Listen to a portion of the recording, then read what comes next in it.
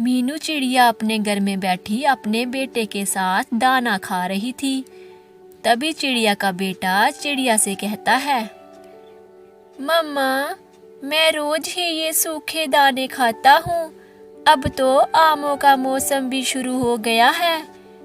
तोते ने अपने बागीचे में बहुत सारे आम के पेड़ लगा रखे हैं और उन पेड़ों पर आम भी लगे हुए हैं।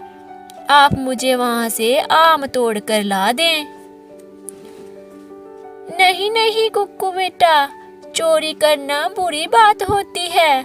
हमें कभी चोरी नहीं करनी चाहिए। जब तोते के बागीचे के सारे आम पक जाएंगे तो मैं आपके लिए आम खरीद कर ले आऊंगी। आप चुपचाप अपने घर में ही रहना। मैं आपके लिए दाना ढूंढने जा रही हूँ। इतना कहकर मीनू अपने घर से चली जाती है। पर कुक्कू तो बड़ा ही जिद्दी था।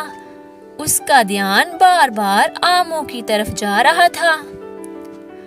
मेरा तो आज आम खाने का बड़ा मन कर रहा है। जो भी हो, पर मैं तो आज तोते के बागीचे से आम खा के ही रहूंगा। और मम्मा के घर लौटने से पहले मैं वापिस घर आ जाऊंगा। मम्मा को तो पता भी नहीं चलेगा। कुक्कू अभी छोटा था और नादान भी। उसे मालूम ना था कि चोरी करना बुरी बात होती है। आम खाने के लालच में वह अपने घर से तोते के बागीचे की ओर निकल जाता है। तोते ने अपने बागीचे की रखवाली के लिए पहरेदार रखे थे, जो उसके बागीचे की रखवाली करते थे। कुक्कू जैसे ही बागीचे में पहुंचता है, इतने सारे आम देखकर खुश हो जाता है। सैनिकों के तरफ उसका ध्यान गया ही नहीं। वो बिना कुछ सोचे आम खाने लगा। अरे रंगू, ये आवाज कैसी आ रही है? बानू, मुझे लगता है इस बगीचे में कोई घुस गया है। चलो देखते हैं कौन है। रंगू और बानू देखते हैं कि एक चिड़िया का बच्चा चोरी से आम खा रहा था। अरे रुको, कौन हो तुम? पता नहीं ये तोते का बगीचा है और तुम यहाँ चोरी कर रहे हो। मैं मीनू का बेटा हूँ और मेरा आम खाने का बड़ा मन था, तो मैं चोरी से अपने घर से आ गया।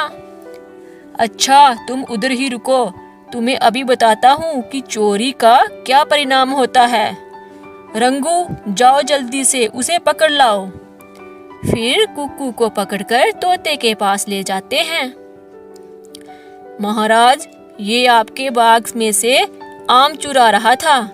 हमने इसे पकड़ लिया है और आपके पास लाए हैं। तोते महाराज, मेरा नाम कुक्कू है। मुझे माफ कर दीजिए। मेरा आम खाने का बहुत मन कर रहा था। मेरी माँ ने भी मुझे बहुत समझाया कि चोरी करना बुरी बात होती है, पर मैंने उनकी बात नहीं मानी और चोरी से अपने घर से निकल आया।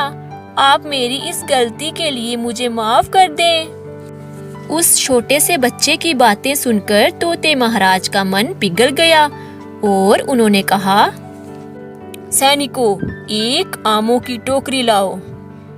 रंगू ने एक टोकरी भरकर आम लाए। कुक्कू, ये लो, ये आमों की टोकरी तुम्हारे लिए है। रंगू, जाओ कुक्कू को उसके घर छोड़ाओ और ये आमों की टोकरी भी कुक्कू के लिए ले जाओ। ये सुनकर कुक्कू बहुत खुश होता है। आपका बहुत बहुत शुक्रिया महाराज।